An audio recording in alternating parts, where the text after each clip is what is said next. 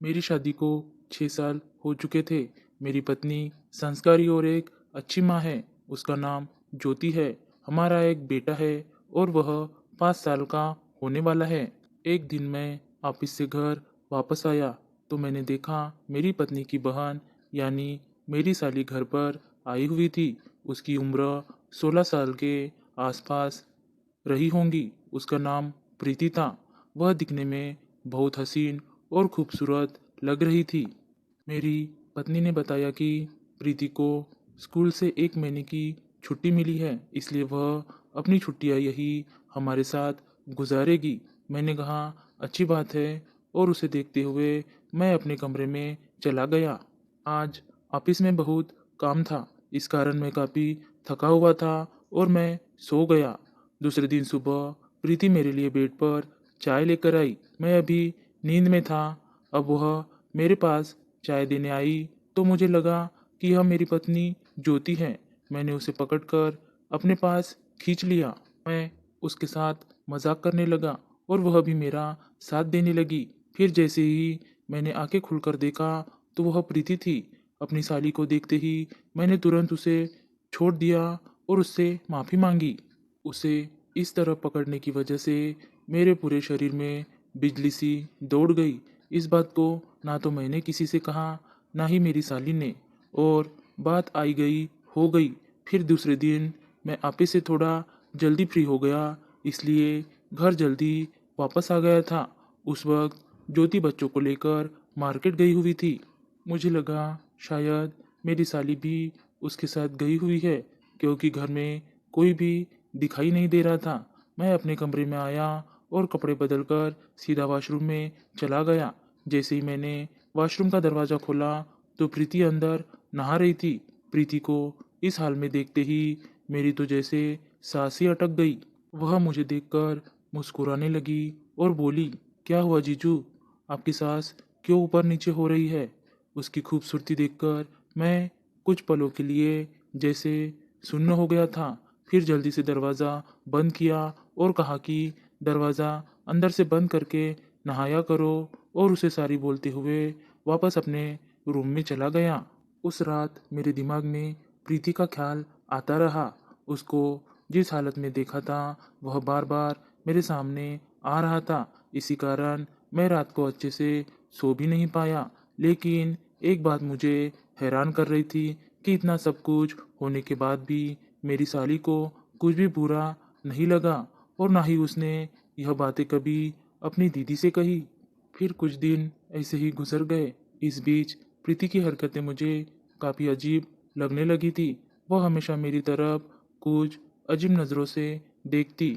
उसे जब भी मुझे टच करने का मौका मिलता वह बेझिझक टच कर लेती, और कई बार तो जब मेरा बेटा मेरे पास होता तो उसे लेने के बहाने मेरे बहुत करीब भी आ जाती थी। मुझे प्रीति का यह सब करना ठीक नहीं लग रहा था, लेकिन मैंने इस पर ज़्यादा ध्यान नहीं दिया। फिर एक दिन मेरी पत्नी को बच्चों को टीका लगवाने हॉस्पिटल जाना था। उस दिन मुझे ऑफिस से छुट्टी मिली हुई थी।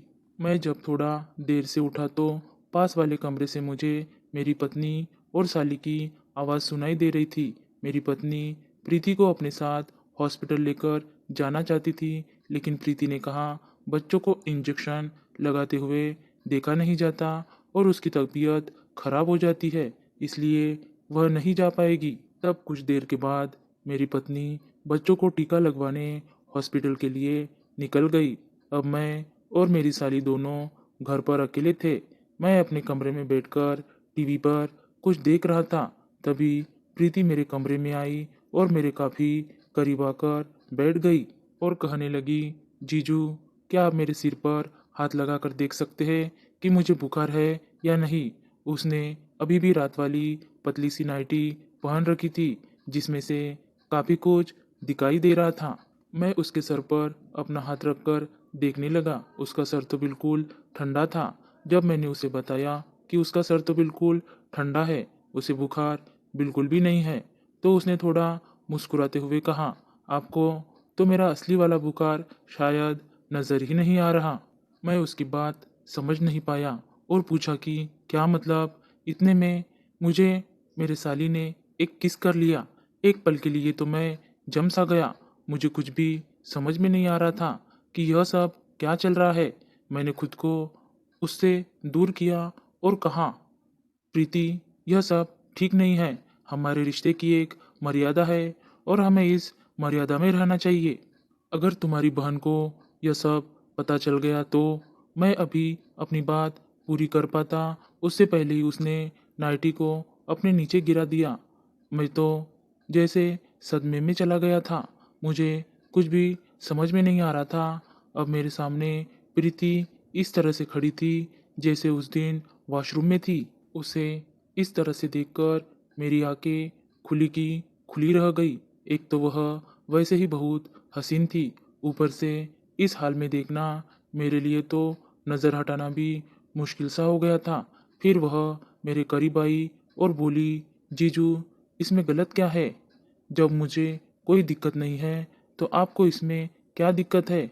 अब मैं निशब्द हो गया था और मैं ना चाहते हुए भी खुद को उसके करीब जाने से रोक नहीं पाया।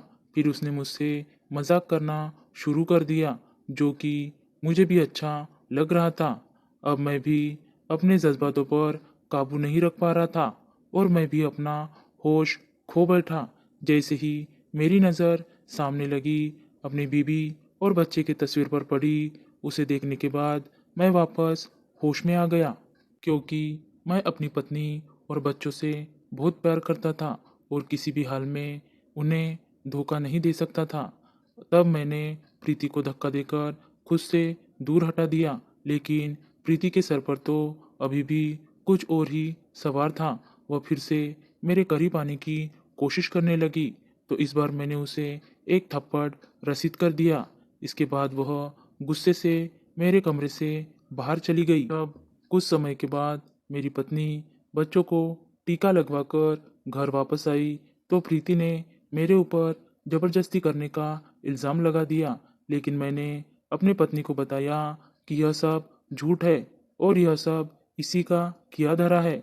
लेकिन मेरी पत्नी ने मेरी बात पर यकीन करने की बजाय अपनी बहन की बात पर यकीन किया और मेरी कोई भी बात सुनने को तैयार नहीं थी और लगातार रोए जा रही थी। तब मुझे याद आया कि एक बार कुछ महीने पहले हमारे घर चोरी हुई थी और हमने घर में कुछ हिडन कैमरा लगवाए थे। इसके बाद मैंने अपनी पत्नी को हिडन कैमरे की फुटेज चेक करने के लिए कहा। फुटेज मेरी पत्नी के सामने आई, तब उसे मेरी बात पर यकीन हुआ और उसके बाद उसने प्रीति को बहुत डांटा और उसी दिन से उसे अपने मायके भेज दिया। अगर वह कैमरे की फुटेज ना मिलती तो हो सकता था कि उस दिन हमारा घर बर्बाद हो जाता। धन्यवाद दोस्तों।